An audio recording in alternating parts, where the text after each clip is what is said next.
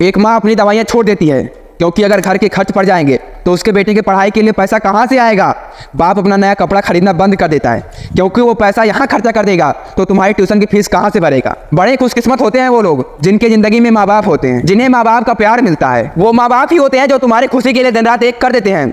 सुबह तुम्हारे स्कूल जाने की जल्दबाजी में माँ के हाथ जल जाते हैं चूल्हे पर खाना बनाते वक्त, मगर तभी भी वो अपना दर्द बयान नहीं करती हैं क्योंकि उन्हें तुम्हें पढ़ाना होता है। तुम्हारे पिता, क्या लगता है तुम्हें हर सुबह जब तुम बादशाह की तरह अपने सपनों में व्यस्त रहते हो उस समय तुम्हारे पिता काम पर निकल जाते हैं, ठीक से नाश्ता भी नहीं करते और चैन की नींद भी नहीं लेते, यही सोचकर कुर्बान कर देते हैं कि बस कुछ समय की बात है, अपने बेटे को पढ़ा लेंगे तो कल आराम से बैठकर जिंदगी आराम करने का मौका मिलेगा। माँ की आंखों में अभी भी वो ख्वाब है कि कब उनका बेटा उनकी अरमानों को पूरा करेगा, कब उनकी उम्मीदों पर खड़ा होगा। एक पिता भले ही वो घर पर बेटे को डांट लगाता है लेकिन उससे प्यार भी कितना करता है ये तो बस एक पिता का दिल ही जानता है। शायद अभी मुंह पर ताने जरूर सुनते होगे, फिर भी चाहे तुम कितने भी निकम्मे औलाद रहो लेकिन तभी भी तुम्हारे पिता चार लोगों के सामने यही कहेंगे कि मेरा बेटा मेरी जान है, मेरी शान है। तुम्हारे हर एक सुबह से हर एक शाम तक उन्हें तुम्हारी फिक्र रहती है।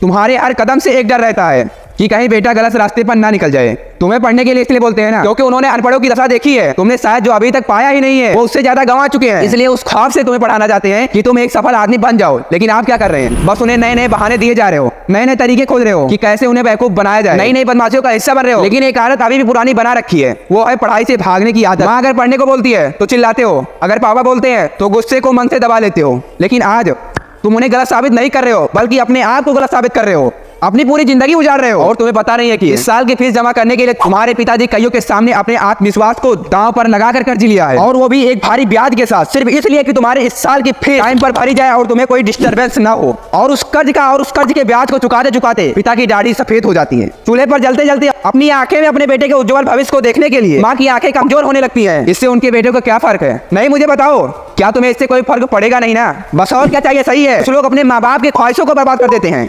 बर्बाद करो उनके अरमानों को, तबाह करो उनके सुकून को। एक दिन तो पता चलना ही है कि तुम उनके पढ़ाई के पैसे में आग लगा रहे हो क्योंकि तुम्हें पढ़ाई करनी ही नहीं थी। ज्यादा से ज्यादा क्या होगा, वो बाप जो सालों से तुम्हारी पढ़ाई के लिए कर्ज उठाता आया है उसका ब्याज भरते भरते वो बूढ़ा हो जाएगा और एक दिन ऐसा आएगा कि वो दुनिया से चला जाएगा, लेकिन कभी भी वो सीना चौड़ा करके ये नहीं कह पाएगा कि मेरा बेटा है। उसके बाद तुम भी छोटा मोटा काम करोगे और घर बसाओगे और फिर अफसोस करोगे कि काश मैंने उस वक्त मेहनत करी होती, काश मैं पढ़ लिया होता, काश मैं अपने माता पिता की बात मान ली होती, काश काश काश। ऐसे ही अफसोस करते हुए एक दिन मर जाओगे और तुम्हारी पीढ़ी ऐसे ही धोखा करते करते गुजर जाएगी। आखिर में तुम इंसान के नाम पर धब्बा कहलाओगे, इससे ज्यादा कुछ भी नहीं है। और इसके बाद शायद तुम्हें ऊपर वाला भी दोबारा मौका नहीं देगा वापस धरती पर जन्म लेने का। एक बड़ी बात बताऊंगा, तुम्हारे दिल में आज भी वो गिल्ट रहता है कि तुम्हारी जिंदगी में अभी तुम बहुत पीछे हो। दिन पर दिन तुम्हारे बर्बादी का दिन करीब आ रहा है। कैलेंडर की वो आखिरी तारीख नजदीक आ रही है जिस तारीख से तुम्हें असली जिंदगी का रूप दिखेगा। सारी जिम्मेदारियां तुम्हारे ऊपर होगी और उस वक्त तक अगर तुमने अपनी जिंदगी में कुछ उखाड़ा नहीं होगा ना तो बस रोते रह जाओगे, अफसोस करते रहोगे। मेरे दोस्त, कईयों के ताने और दो चार के दीवाने होने का जिंदगी का सैर नहीं है।